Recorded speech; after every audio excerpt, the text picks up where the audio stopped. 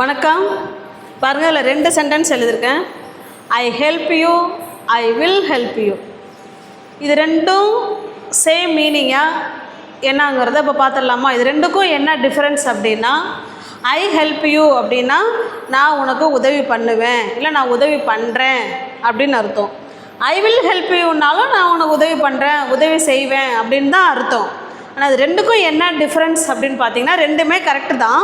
எந்த சுச்சுவேஷனில் அதை பயன்படுத்தணுன்னா, ஐ ஹெல்ப் யூ அப்படின்னா என்ன அர்த்தம்? இது என்னுடைய ஹேபிட்ஸு, நான் எப்போதுமே அவளுக்கு நான் ஹெல்ப் பண்ணுவேன் அப்படின்னா நம்ம ப்ரெசன்ட் டென்ஸில் சொல்லணும், ஐ ஹெல்ப் யூ அப்படின்னு சொல்லணும்.